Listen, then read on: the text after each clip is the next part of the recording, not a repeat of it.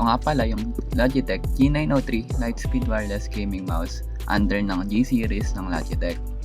Straight out of the box, makikita natin ang Logitech G903 Wireless. Meron itong length na 130mm, width na 67mm, height na 40mm, at ang bigat niya ay 110 grams.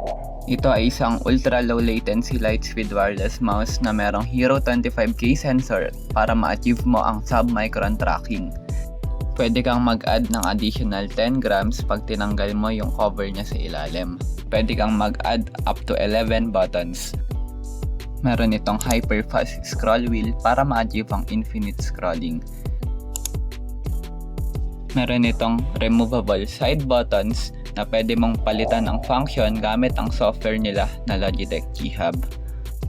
Meron itong right or left-handed ambidextrous design at 7 up to 11 programmable button. Makikita rin sa loob ng box ang user documentations, isang Logitech sticker, at iba't ibang instruction manual. Sa ilalim naman nun makikita ang accessories case at USB charging or data cable.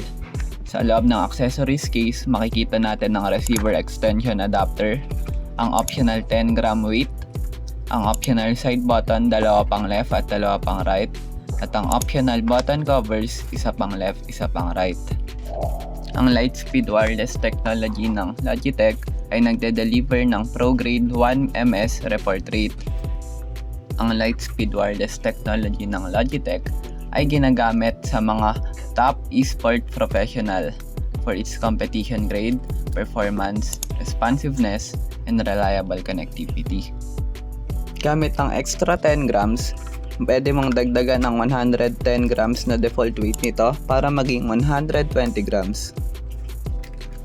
Pag pinag-uusapan ng customizability ng isang mouse, ang removable side buttons nito ay makakatulong upang mapabilis o mapadali ang iyong mga trabaho.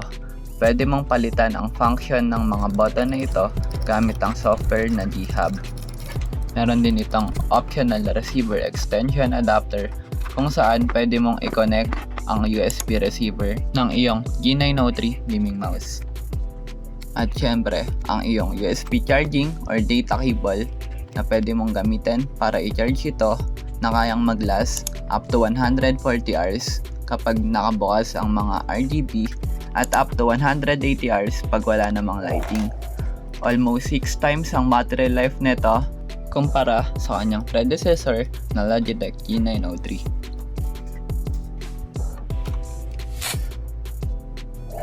Gamit ang kanilang software na Logitech G Hub, meron itong tinatawag na light sync kung saan pwede nating palitan ang mga lighting effect nito. Pwede siyang maging breathing, cycle, static, screen sampler, at audio visualizer. Pwede mo ring i-adjust ang brightness upang mabago kung gaano kaliwanag o kadilim ang lighting effect na gusto mo. Pwede mo ring palitan ang function ng kahit anong button sa settings nito. Pwede siyang maging command, keys, action, macros, or system. Meron ding option kung gusto mong patayin ang isang button para kahit pindutin mo ito ay walang mangyayari. Magagamit din ang software na ito para i-match ang lighting effect sa ibang peripherals. Pwede ka ring mag-add ng mga macro kung saan magsiset ka ng command o ng action kapag pinindot mo ang isang button gamit ang mouse na ito. Pwede mo ring i-save ang profile na nagawa mo sa mouse upang hindi mo na kailangang gamitin ang software na ito. Maaari mo ring baguhin ang effect kapag idle ang mouse at ang kanyang low battery mode bilang indikasyon kung kailangan mo nang i-charge ang mouse. Makikita rin dito ang power consumption. Makikita rin sa software na ito ang community kung saan pwede mong kopyahin o i-post ang profile na nagawa mo. Muli, ito nga pala ang Logitech G903 Lightspeed Wireless Gaming Mouse ng Logitech.